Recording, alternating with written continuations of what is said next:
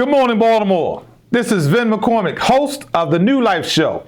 Today's show is the state of the city. What does that mean? You're going to have to stay tuned, Baltimore. We'll be right back.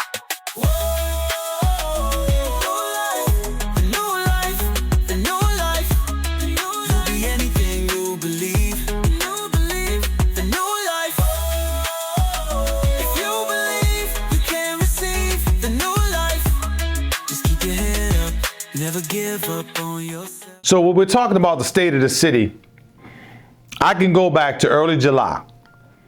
One Friday morning, several calls were made from an area called Penn North. Many of us in Baltimore know about Penn North.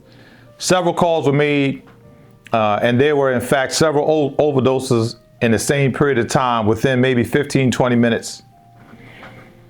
It was then realized that there was something going on in that area that needed the attention of the mayor's office.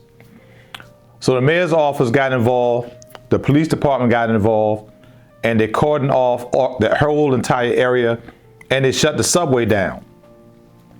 Then the mayor called and had mobile command set up in Penn North, and they brought their RV up, and they set up the health department, and he made a call, as in the mayor, he made a call that his city agencies would come and set up resource center in that area. So a day or two later, I, myself, and some other CBOs were called to come and be a part of a resource response to bring Narcan, other harm reduction items to the area as a response to what was going on in the moment. So myself and other agencies came up and we set up our tables, Narcan, information, gave them access to treatment, gave them water, we did at least, and things like that. So that was the state of the city in the first week. Second week, there was a schedule made for a walkthrough of the area. 1 week later, just as the walk was starting to canvass the area to give out more harm reduction area items, a second wave of overdoses took place. There were about 7 in 15 minutes the following Friday. So the mayor called, and within several hours, his staff, his administration, the city resources under him came up and set up, and we set up another resource event, that second wave of overdoses. So that was the state of the city on the second week. And in his, I call it in his wisdom, talking about Mayor Scott, in his wisdom, he decided to be proactive and set up a resource fair the following week. So the Mayor's Office of Neighborhood Safety and Engagement, under Director Mavronis and Ms. Chanel White, her chief of staff, embarked on setting up the resource event. And we were able to come up and set up a table, harm reduction table, and we set that up. And that, I believe that was very successful. The neighborhood came out in droves. People were sent to treatment, people were fed, some people were given jobs. I saw that myself as the Mayor's Office of Employment Development was there. The Mayor's Office of Homeless Services was there as well. So there were all the agencies there doing what they do. Monty also actually fed the folk, gave out water. There was first aid training scheduled for many folk. There was Narcan training scheduled for many folk. So there was just a lot of things given to the community in that day. And what I understand as a provider is that has to continue to go on even beyond those moments, because it was encapsulated because of an event. So it was a response to something. And I believe, just based on being here in Baltimore, being a 25-year recovering addict myself, that we have to be proactive, especially in those things which not just affect people's lives, but takes people's lives from them. So we have to continue to be proactive. So I implore the mayor to keep doing those types of things, some sort of schedule. So something's got to be done in that area continuously. And that's what I believe needs to happen to continue to add to make the state of the city be better. Hey, Baltimore, are you ready for your weekly dose of hope, healing, and real talk? Then don't miss the new live show hosted by the one and only Venn McCormick. It's the show that's changing lives with powerful stories, expert guests, and inspiration you can feel. We're talking recovery, mental health, and real solutions that lift up our community. Catch the new live show every Sunday at 11:30 a.m. on Channel 2, right here in Baltimore. Baltimore City, a vibrant hub with a resilient spirit, yet one that grapples with the pervasive challenges of addiction. At the forefront of this crucial battle stands the New Life Recovery Center. For years, New Life has been a dedicated haven, offering vital substance abuse services to individuals seeking a path to recovery. Their commitment to healing and rebuilding lives is unwavering. Recognizing the profound impact of New Life's work, Baltimore City's own 10th District Councilwoman, Felicia Porter, recently visited the center. Her appearance as a guest on the New Life TV show underscores the importance of open dialogue and shared understanding in addressing the addiction crisis. Following her insightful participation in the TV program, Councilwoman Porter was given a tour of the New Life Recovery Center by Executive Director Venn McCormick.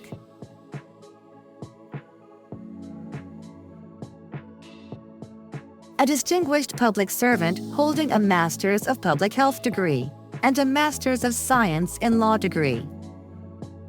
Councilwoman Porter brings a wealth of knowledge and a deep commitment to the health and welfare of her constituents.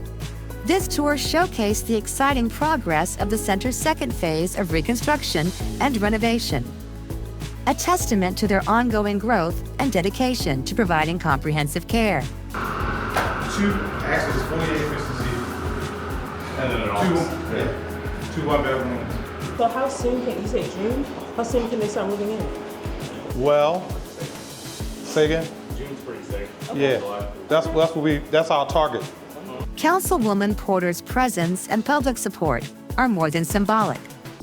As an active participant in numerous community associations and public health initiatives across Baltimore, her voice carries significant weight. Her understanding of the intricate challenges facing the city, coupled with her expertise in health policy, makes her a powerful ally in the fight against drug, alcohol, and gambling addictions. There's a great push for helping reentry. Yes. A lot of reentry programs, we've been doing reentry for probably almost as long as I've been open, right? We've been taking people who've just come home. I more recently was able to get in direct communication and collaboration with Marcy, who's taken me over to Behind the Walls. Yes. So we've been doing some things, bringing some people home. There's some programs at the federal level that allow some people to get their sentences reduced. You know about that. Yes. So we're putting return systems. Huh? I'm being educated on it, yeah. Yeah. There's a lot of legislation that has helped when people come home and Especially get. in Baltimore. Absolutely. It's gonna be helpful. So this is going to be a secondary office for New Life. We're going to hold the two larger units here. So this is actually one bedroom, right, Nick? Yep, one bedroom, and the office that you just saw. So, yeah. And the other 48 units will be residential. Love it. Okay. Yeah. Love it. Yeah. Amazing. Look, I'm excited about it. I think this is a great opportunity for us to reimagine how we do transitional housing, how we do recovery homes in the city of Baltimore. So I'm glad that you all are being at the forefront of this. I'm glad that you all are taking a actionable approach to changing the narrative of how people see recovery in Baltimore. Well, thank you, and I appreciate the fact that the committee that you chair has seen some things that I've seen before I was accredited. That you're actually going to take some action. The New Life Recovery Center offers a beacon of hope for Baltimore City. The expansion of the New Life Recovery Center promises to amplify its impact, offering an even greater opportunity for individuals to start a new life. With renewed facilities and unwavering dedication, the New Life Recovery Center will continue to stand as a testament to the city's commitment to healing, providing a pathway to recovery and a brighter future for all.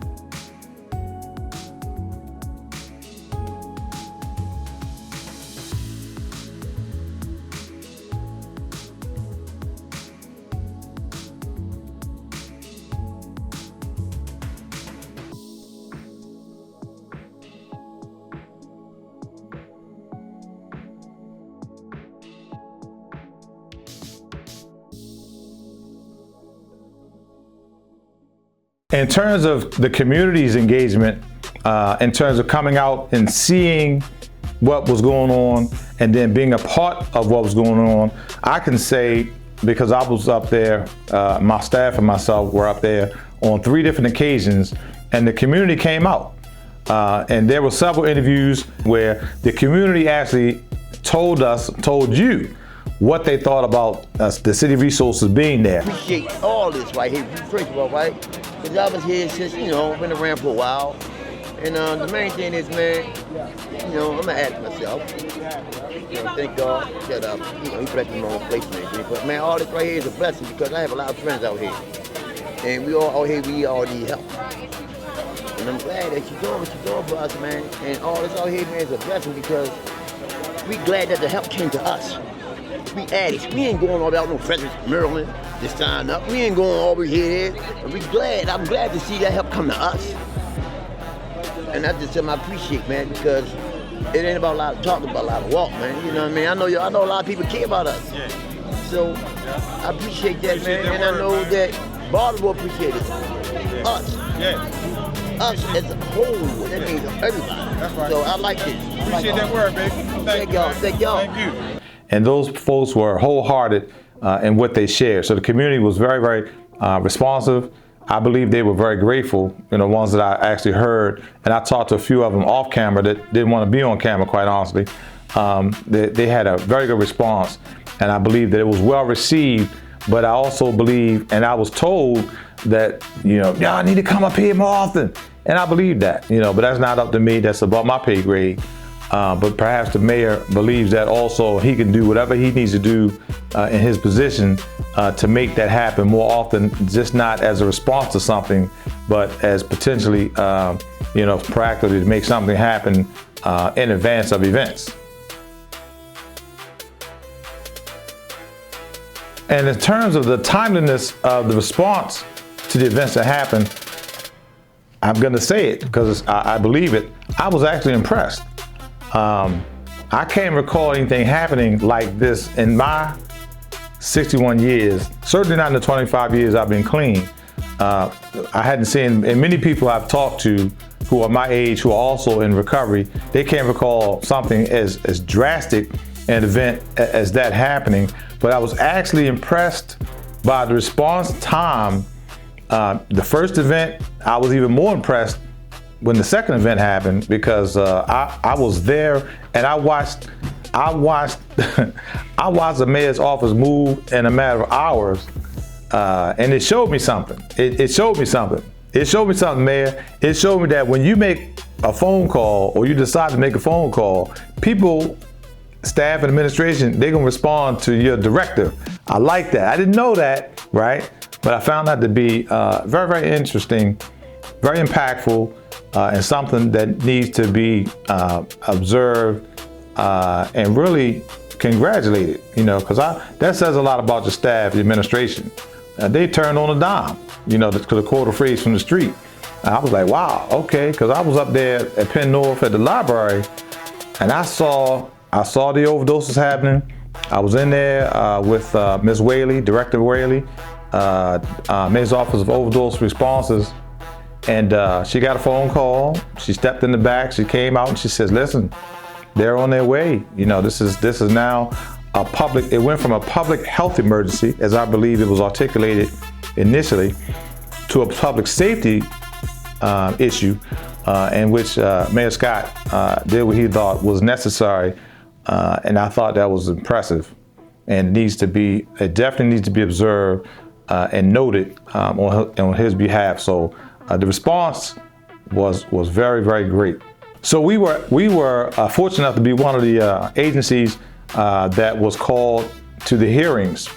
And the hearings were in regard to different things that Councilwoman Felicia Porter, who chairs Public Health and Environment Subcommittee in City Council, allowed us to come in and be a part of conversations that they believe is necessary.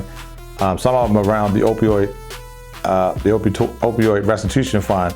So I was able to go and give some responses to some conversations that are being happening in City Council, and I appreciate those. And in Dr. Pearsall's testimony, she actually touched on how important housing is as it relates to substance abuse and mental health. Good morning. My name is Dr. Ocelia Pearsall, and I want to thank not only the council but my colleagues for hitting some of my points. Is it 2 minutes? Yes, ma'am. Thank you. All right. I think it's very important for us to get some data. One data is that on average, since 2023, 1,500 people per day are considered homeless in Baltimore. So out of that 1,500, about 67% are substance or mental health people. So that alone tells you the devastation that we have already. So this is not just an agency issue, it's a city issue. But if we would go just into clinics, and I work for a clinic, New Life Recovery Center, when a person comes to treatment, they need everything. If we did a national poll, 72% that come to treatment, they're homeless, but when they leave treatment, only 68.7% still remain homeless. So there's not a big disparity. So you're looking at treatment. Treatment is only up to a certain amount. Did you even know that depending on if they're in residential treatment, the person is taking off of the housing list? So you punish people for coming to treatment sometimes, and they have to start back over. So when they're leaving treatment, they're homeless. So they have nothing to work with. You want us to assist them in getting clean, but then to do what? Take them back to the park bench? That's not what we need to do. We need to holistically look at people. Some people only come from detox. If they only want to be stabilized, then what? It's a change of attitudes and actions. I definitely believe that stigma is bad. But most people think Narcan or naloxone is only for people that use illicit drugs. I have revived people in nursing homes. We have to change even what Narcan looks like. It's for opioids, right? If we change the language, we need to educate everyone. Homelessness is going to always be a problem, but even just imagine if you have a person in level 3.3 care and they have to make a decision, do I want treatment or do I want to keep my name on the housing list? Thank you so much. Thank you so much, Dr. Purcell. The look of addiction has become a normal, everyday thing in Baltimore City. One moment, one hit, and a life can slip away.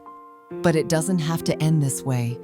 At New Life Recovery Center, we offer hope with treatment, housing, and support for a real second chance. Don't wait. Call us now at 410-304-6563. At the New Life Recovery Center, recovery isn't just about breaking free from addiction, it's about building a new foundation for the future. That's why financial literacy is one of the core pillars of our wraparound services. We believe that knowing how to budget, save, and make smart money decisions is essential to long-term success in recovery. I think it's really important that we teach people in recovery what to do with their finance, because one time what they were doing with their money was spending it in other, frivolous, doing other things with their money. I want to show you, no matter where you are in life, you can start. You can start where you are. You don't have to keep looking backwards. Let's look forward. It's important to know, because I want you to dream. I want you to have hope. I want you to have a vision. And I want you to give your money an assignment. And so when it comes in your hand, now you're dreaming, you're writing. I help them to journal. Now you know where you're going to go when you get your money. The first thing in your mind, you're not going to think about things that you might have thought before, but let's have a plan of action. Our financial literacy program teaches everything from how to open a checking account to managing bills, building credit, and even the basics of investing. These aren't just classes, they're tools to help our clients make wise choices, support their families, and begin to build a legacy of stability and success. Every day we deal with money. Every day people are thinking about money. So why not talk about it and educate in that area? Whatever stage you are, I like to teach the basics. I like to teach you what you do with the finance. Money is currency. It's going to move forward towards you or away from you. But I feel everybody wants the information. Everybody likes money. But now let's talk about your personality. And I go into that because I want to know why you spend the way you do. At New Life Recovery Center, we don't just help people recover, we help them rebuild. Financial literacy is just one of the ways we turn new beginnings into lifelong victories. So the classes that we teach in New Life Recovery Center is about financial literacy. We teach you what to do with your money. We don't just talk about what to do with your body, but we talk about where your money is going. When you leave here, you're gonna already have a plan of what you're gonna do with your finance. You're gonna already know how to manage a checkbook. You're gonna already know about investments. You're gonna already know about life insurance. You're gonna already know how to get out of debt. You're gonna know how to build your credit. That's gonna be important because I wanna show you how to get to one place and go to another place. The journey to recovery isn't an easy path. However, it is a journey well worth taking. Not just for you, but for your loved ones.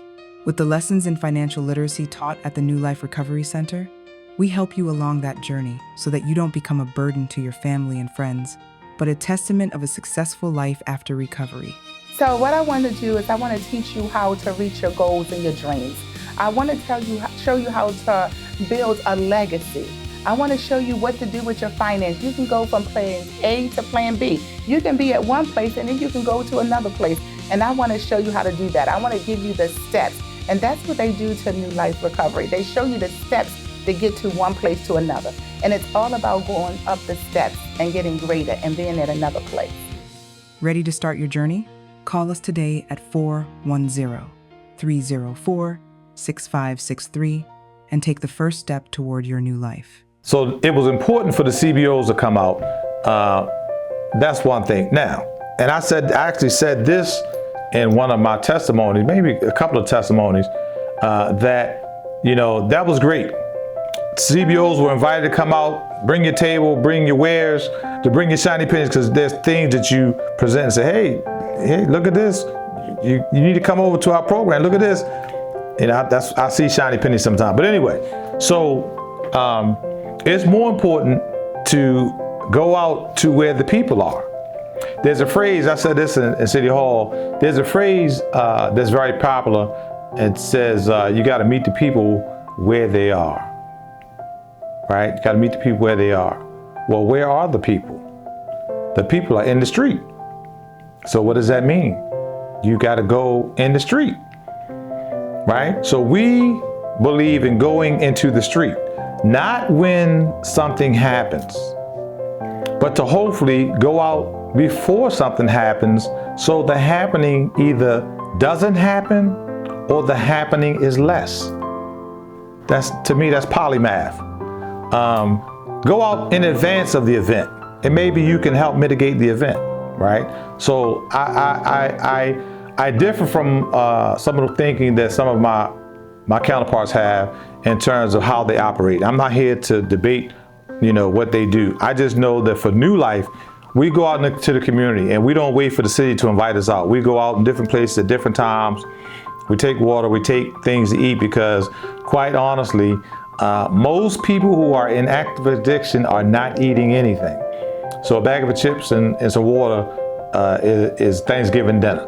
And I know that for a fact, because I've been out there and didn't eat for days, and a Huggy and 25-cent chips was Thanksgiving dinner.